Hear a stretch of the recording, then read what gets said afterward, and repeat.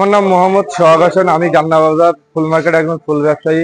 আমাদের গান্না বাজারে ফুল সারা বাংলাদেশে অলিতে গলিতে আমরা পাইকারি এবং খুচরা আমরা সাপ্লাই দিই।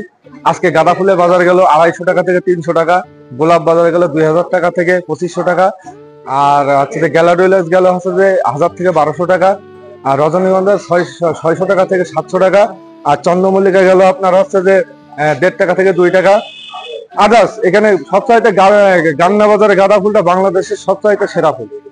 আপনারা যাদের ফুল নিতে ইচ্ছুক হন গান্না বাজারে চলে আসেন। আমরা সারা বাংলাদেশে পাইকারি এবং খুচরা সাপ্লাই দিই।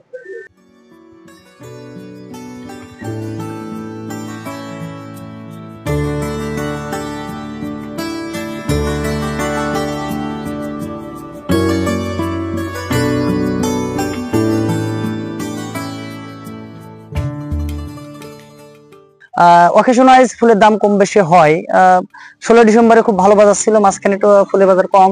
14 ফেব্রুয়ারি গোলাপের বাজারটা খুব ভালোভাবে আশা করছি, যেমন 20 টাকা 25 টাকা 30 টাকা বিভিন্ন দাম হতে পারে। গত বছর ফুলের দাম খুব ভালো ছিল 50 টাকা, গত বছরের মতো বাজারে এবার নেই। যেটা আছে সেটাই আহামরি অনেক সুন্দর আর কি। যে বাজারটা সামনে আসবে ফুল দিবসকে ঘিরে কেমন টার্গেট রেখেছেন ফুল বেচে কেনা? বিশেষ করে 14 ফেব্রুয়ারি 21 ফেব্রুয়ারি 2 দিবসকে ঘিরে আমি 10 লাখ টাকার ফুল বেচতে পারবো, আমি একটা আশাবাদী।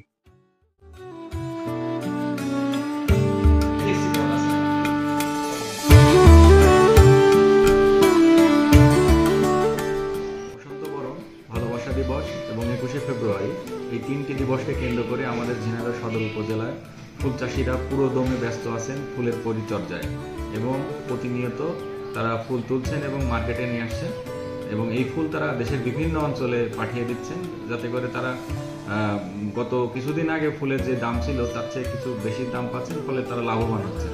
আমাদের কৃষি সম্প্রসারণ অধিদপ্তর আমরা আশা করছি যে এই তিনটি দিবসকে সামনে রেখে প্রায় 20 কোটি টাকার মতো ফুল আমাদের গান্না বাজার থেকে বিক্রি হবে এবং আমাদের কৃষকরা তাতে অত্যন্ত আনন্দিত হবে। এবং কৃষি সম্প্রসারণ অধিদপ্তর সর্বদা কৃষকের পাশে থেকে এই ফুলের পরিচর্যা এবং এই ফুল কিভাবে আরও ভালোভাবে সংরক্ষণ করা যায় এবং কিভাবে কোনো রকম লট ছাড়া এটা বাজারজাত করা যায় সে বিষয়ে আমরা তাদেরকে প্রতিনিয়ত পরামর্শ দিয়ে আসছি।